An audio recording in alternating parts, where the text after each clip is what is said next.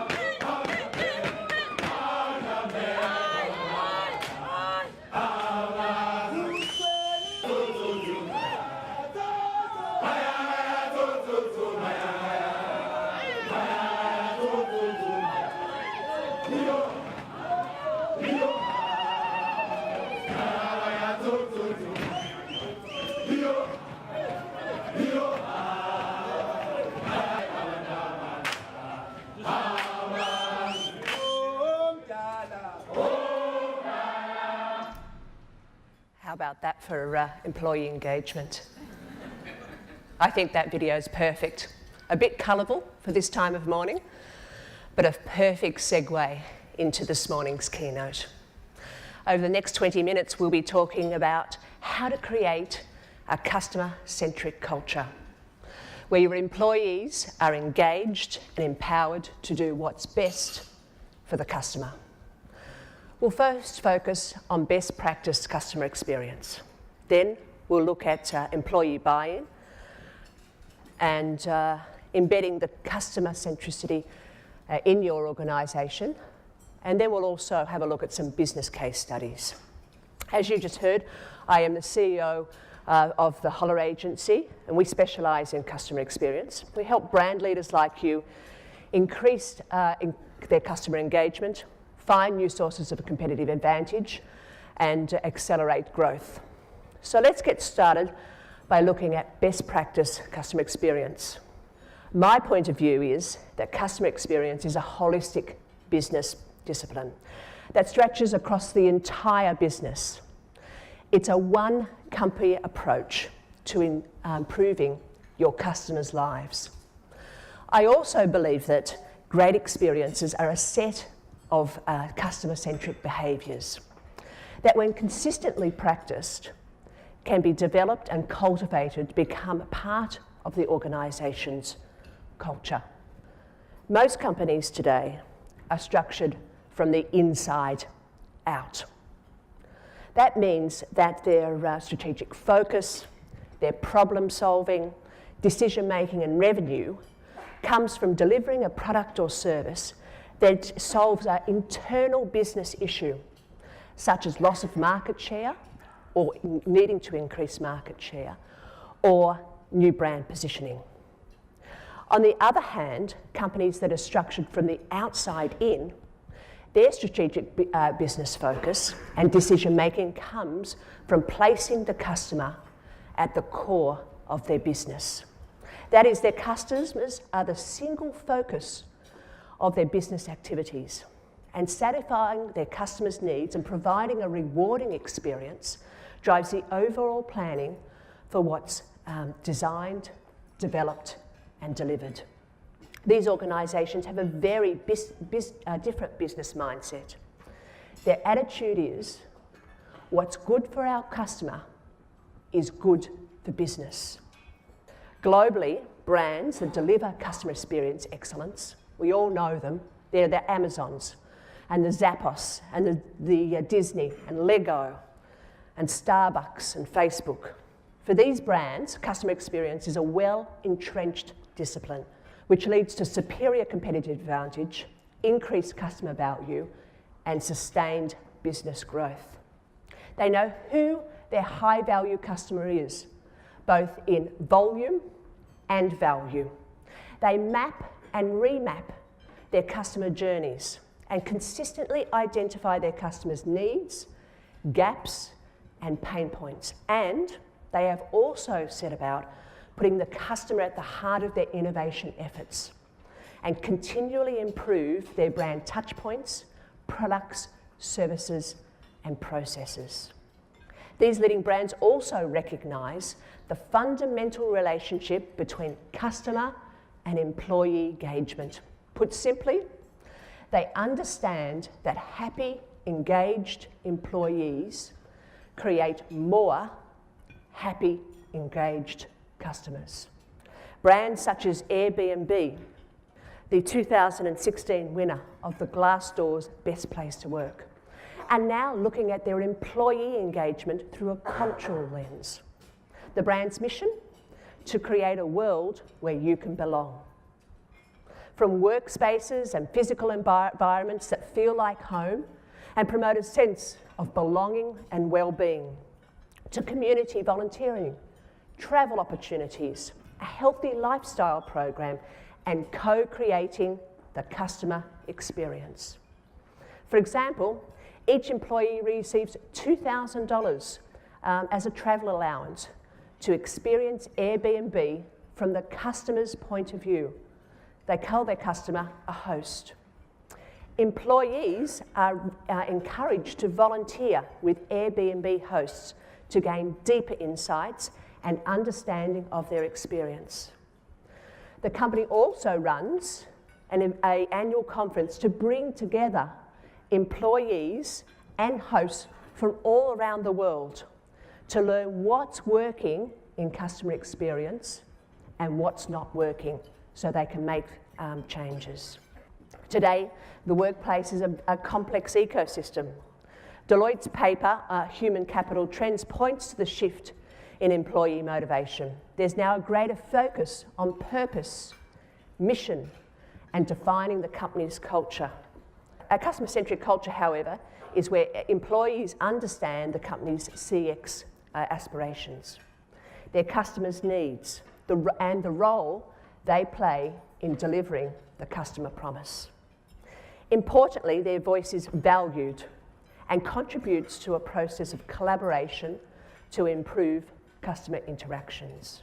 Brands like eBay and Hulu are leveraging the power of collaboration and connecting their voice of customer and voice of employee programs to improve both employee and customer experience. According to eBay, linking both their Facebook and programs enables them to synthesize the insights from each of the feedback programs to provide a single version of customer truth, leverage feedback to quickly uncover customer issues, site bugs and operational pain points, and utilize both feedback channels to distribute customer insights to the parts of eBay that can take specific actions to address those problems. Hulu's program is empowering their frontline staff to act as agents of change. They ask both their customers and employees for feedback immediately following a customer service transaction. For example, they asked both the customer, was your problem solved? An employee was asked, did you solve the problem?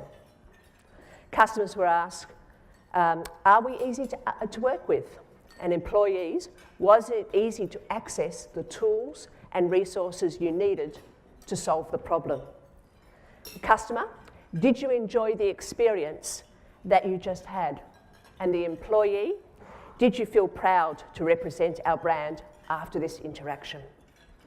As I said earlier, leading CX brands recognise the central relationship between employee and customer engagement. And they are empowering their teams to do what's best for the customer. In turn, this positively impacts customer growth. Sustaining customer experience is a discipline, and it's really, really hard work.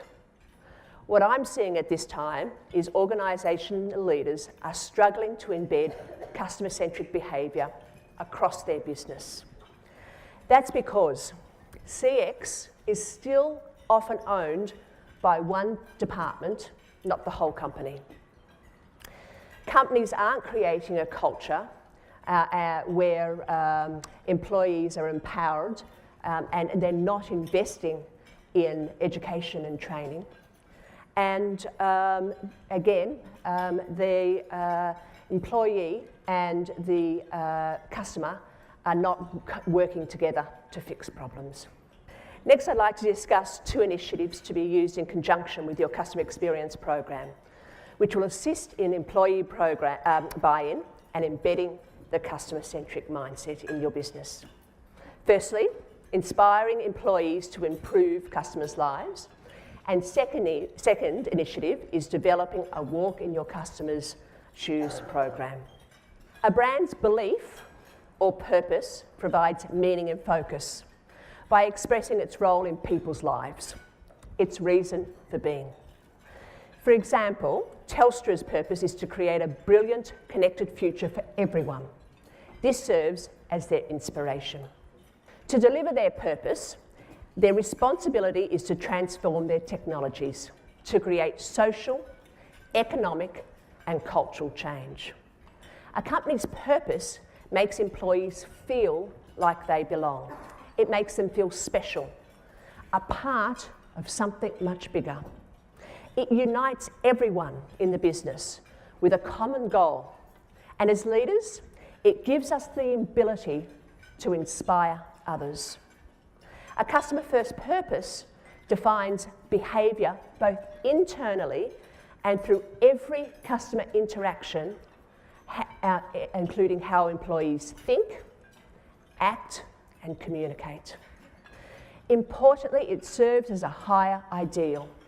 It provides a sense of value, giving employees a reason for why they're doing the work that they're doing. I found this great 2-minute video on why or how a purpose can change people's mindset. So I met this one guy, and he said that he teaches music at a school. I was like, all right, you teach music, can you sing? And then I'm just gonna show you the clip. Check it. So you're a musical director. Cool. Yes, sir. All right, so let me get a couple bars of like Amazing Grace. Can you do the first part of that? Go ahead. Amazing grace, how sweet the sound that saved a wretch like me. Wow. That bro could sing. You know what I'm saying? All right. Now, what you give me the version is if your uncle just got out of jail, you got shot in the back when you was a kid. I'm just saying, let me see the hood version real quick, if you know which version I'm talking about. Just see if that exists. Let me see what you got. Amazing grace, how sweet the sound that saved a wretch like me.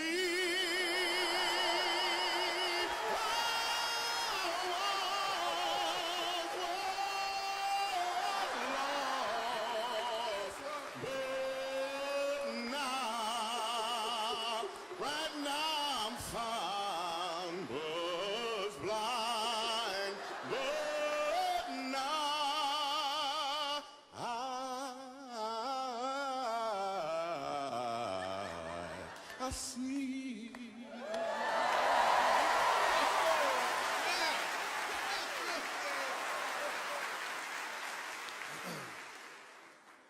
So here's the thing. The first time I asked him to sing, he knew what he was doing. The second time I asked him to sing, he knew why he was doing it. When you know your why, your what has more impact because you're walking in or towards your purpose. I couldn't have said it better. Well, I couldn't have sung it better.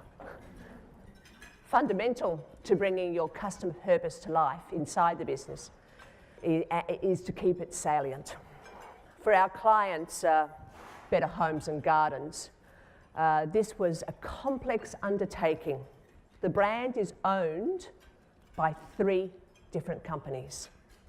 Pacific Magazines owns the print magazine, Channel 7 owns the television show, and at the time, Yahoo 7 owned the digital content. defining a strong and inspiring Better Homes and Gardens purpose that was clear, compelling and inspiring for all stakeholders was the first stage. Galvanising the 3 siloed executive leadership teams across the business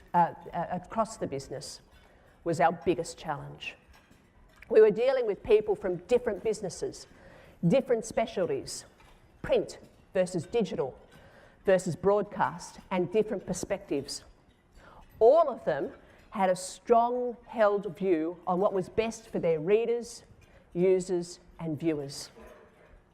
If you want broad adoption, cross-functional buy-in is critical to embedding your mindset.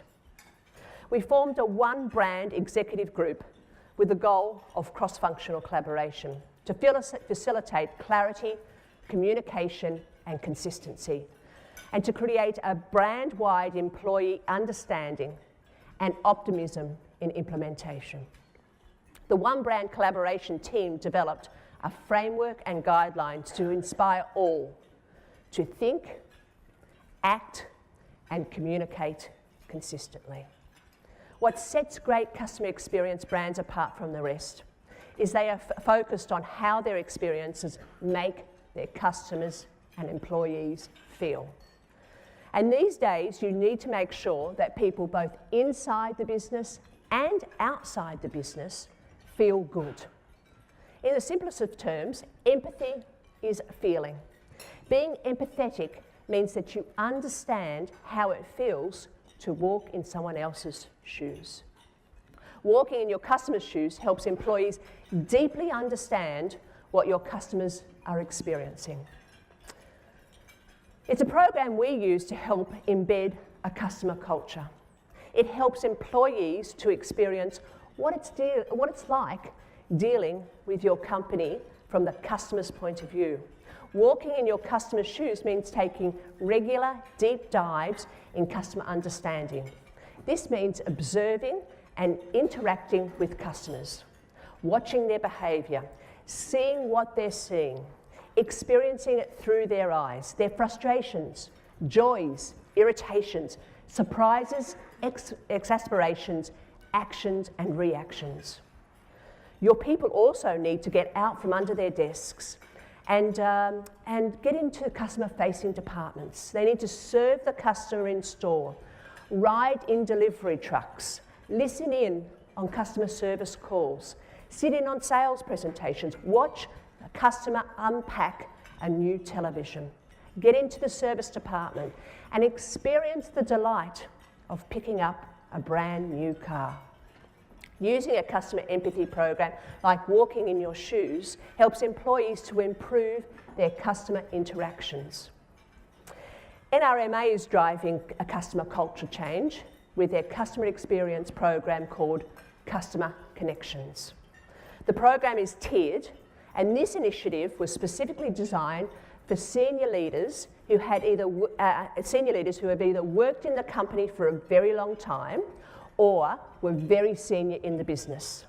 Both groups had never spoken to a customer. In their latest leadership conference, 150 executives individually phoned NRMA advocates to thank them for being a customer. Some of these advocates had been customers for 50 years, and it was the first time they'd been acknowledged as a customer. Saying thank you is a powerful customer-centric behaviour. From this initiative, senior executives have now made a commitment to phoning customers weekly. Advocates are called first to ease the team into these conversations, but the intention is to talk to detractors and passives too. When you connect employees with happy customers, it enables them to recognise their involvement in the interaction. And this recognition is very powerful for delivering employee engagement. On a final note, as we've heard, customer and culture are two halves of the experience. And as I say, when your customers and employees have a rewarding experience, It not only impacts the future, the current and future customer purchases, but it also positively influences the purchasing decisions of their friends and peers too. Thank you very much.